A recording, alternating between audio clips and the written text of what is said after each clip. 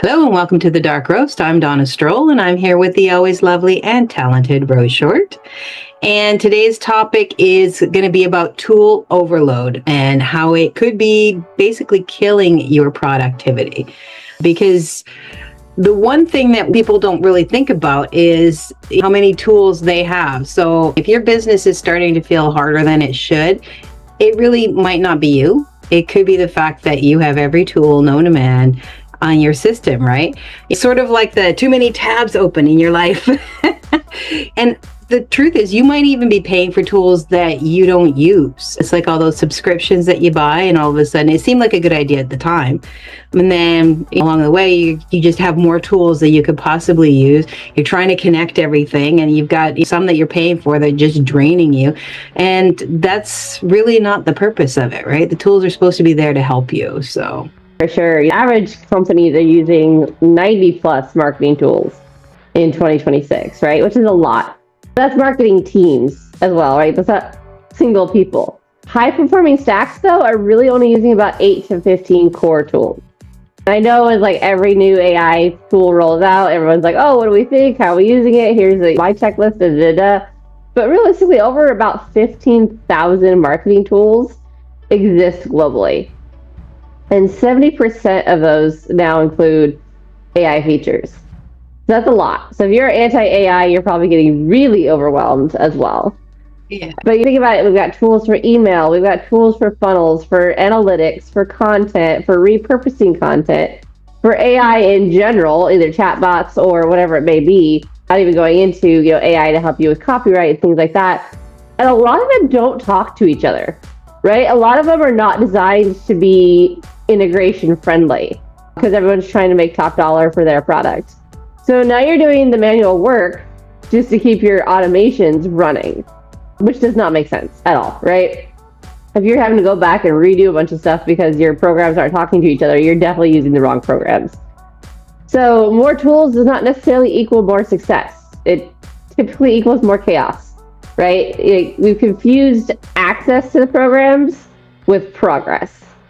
It's that busy work. It ends up being busy work. And we talked about that actually very recently. So, and there are some big shifts that are sort of happening, especially in the last couple of years and going into this year.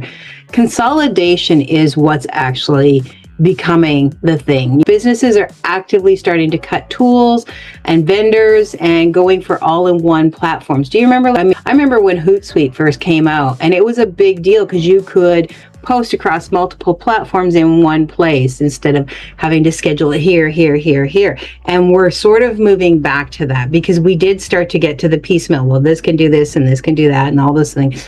And AI is no longer optional. And if you're not an AI person, and this is for business, I'm not talking about for your creativity, I'm not talking about for your arts, I'm talking about specifically in business way.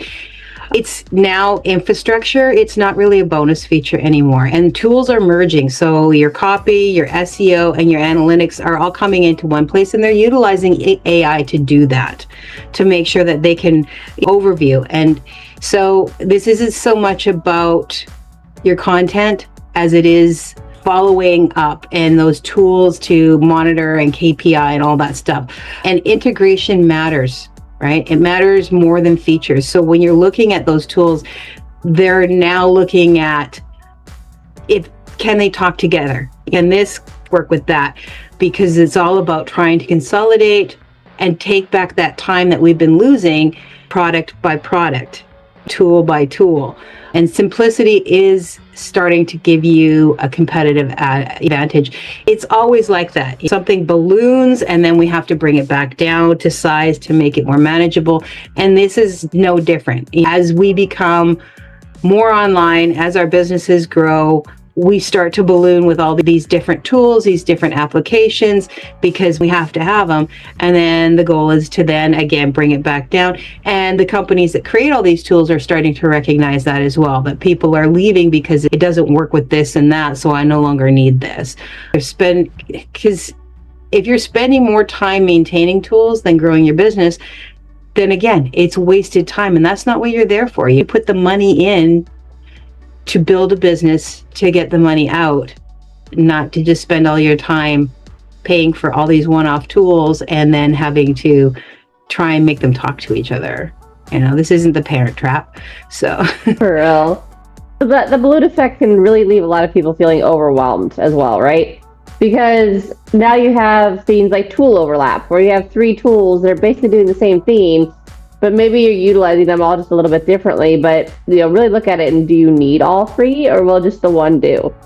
Subscriptions really creep up, right? We've seen it in personal finance all the time, where people think that they're only paying for 2 or 3 subscriptions, and really it's like 10, and they're shelling out $400, $500 a month for stuff they're not even using. It's the same thing with all these other tools. There's also learning curve fatigue, which I think a lot of people, especially ones that were ingrained in the hustle culture, fail to really stop and think about, right? Like, you can only take in so much information before your brain just starts to frizz out and go, I'm done. So if you're trying to learn 10 new tools, you're going to get some kind of learning curve fatigue, and you're not going to be utilizing them properly, especially if you're learning them all at once. And then, of course, with tech, there's constant babysitting because there's constant updates, right? I see it all the time with our cell phone, where every time you turn around, it's updating, it's a software update, and then there's a glitch, and then you got to figure out what the new software update did. And all these things with the tools that we're using can be problematic, especially if you have 5 tools that are all glitching. So sometimes it's not that you need better tools, you just have to stop collecting them like they're Pokemon cards, right? You don't need to have the new, you don't got to catch them all. Exactly. The people you follow might be using all the new tools, but they're probably also well enough known that the companies are reaching out to them for them to use them. They're not necessarily paying for it themselves. So, be really critical when you're following people about, is this tool actually going to help me? Or is there a secondary reason that they're promoting these tools? And it's a lot like when a new concept comes out for your business. It's that shiny object syndrome. It's, I got to have this tool now, and I got to have that tool, and this one seems better than, and no, just take a moment and breathe and think, right? So there is a framework that you can do, because if you're feeling overwhelmed, it's not necessarily because you're doing it wrong. It's because you've got your stack, but it's doing too much. So the goal is to sort of fix that. So there is a streamlined stack framework, basically. And the first one is to audit. As always, like a savage, you list every tool, go through it, figure out, do I use this weekly? Does it make me money? Does it save me time? If not, it's on probation. You're putting it on a timeout, and you're like, what exactly are you doing for me lately? And then step 2, you want to categorize your stacks. Keep it lean. You only need tools in certain buckets. So content creation, your email and CRM, your analytics, sales and checkout, and then automation. That's it. You don't need 47 different things. You just need that. You're not trying to rebuild the whole complex. You're just trying to get the stack that works for you. And then this one's tough for a lot of people. Choose core over, that's pretty neat, right? You don't need cool, you need stuff that's actually working. So one primary tool per function. That's really important. You don't need 3 tools. We moved from one video platform to another, and now we're on this one. We may go back to the one that we were using previously, but this works for our needs right now. So no point in paying for 3 other ones if this is the one that we're going to utilize right now. And then bonus tools need to justify themselves, right? If you're going to have that bonus tool, it has to have a purpose. It's not just because it's pretty. You can't have it just because it's, well, you could, but then you're wasting money. So, and then prioritize integration. Your tools should be able to sync data, trigger automations, reduce the manual work on your part. Now, I understand that not every tool is going to work together, but you want to try and make them work together. At least some of them should work together, right? So if you're using video clipping service, it should be able to also submit those somewhere else and be able to repurpose them into other areas. If you're using an email, it should also be able to grab the data that you need and be able to provide all the information that you require. And it just, things need to be able to work together as much as possible. So that one-off tool that's really good that makes you have to do an extra 2 hours of work to get it everywhere else is not really beneficial. Because if you're copying, pasting all the time, that's not going to be very helpful. And step 5 is usually like CRM or an email platform, because everything else is going to connect to that, right? You want to be able to have that go out, collecting your emails from your funnel and being able to put that out there in that same platform is fantastic. System.io is great for that. 𝐂𝐻𝐿evel is great for that. I'm sure there's other ones that are good for it as well. Kit is a very simple platform that you can sell, you can promote, you can set up your newsletter, you can set up an email platform with it. It's very simple. It's another one. It depends on what you're selling, but look at what you're selling, look at your platforms, see how they connect, and you're going to be beneficial to you. And then step 6. So it's a 6-step process, very simple though. And then that's your stack cleanup. Cancel what you didn't use. Go through that audit, cancel what you didn't use. Downgrade plans. Maybe you don't need the best of the best. Maybe you only need the midterm. Maybe you only need the basic, right? Sometimes maybe even the free works for you. So just don't be afraid to do that. It's not ghetto to do that, right? You're not losing anything. And then replace overlap. That's a big one. If you see that you've got 2 tools or 3 tools that are generally doing the same thing, pick the one that works the best for you and get rid of the other 2. Treat it like your closet. If you haven't used it in 90 days, bye, Felicia, right? Yes. So there's a super simple starter stack that you can have when you're first getting going. So for content, you should have a design tool that does have AI involved, right? And Canva has that, 𝐂𝐻𝐿evel has that. There's a lot of places that have that. And then email, this is going to be super important, especially if you are building that email list. You should be ConvertKit or an active campaign style platform. So, Get Response, again, 𝐂𝐻𝐿evel has it. There's a lot of different ones that you can use for this. Funnel and sales, there should be one platform, right? Stop trying to integrate 1,000 different themes. Your funnel should also be your sales pilot, which should also talk to your email provider. And of course, analytics.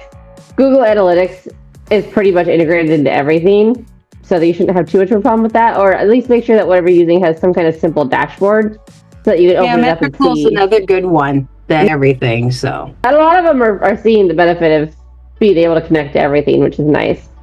And then, of course, your automation. So your email or your funnel provider should already have automation built into it.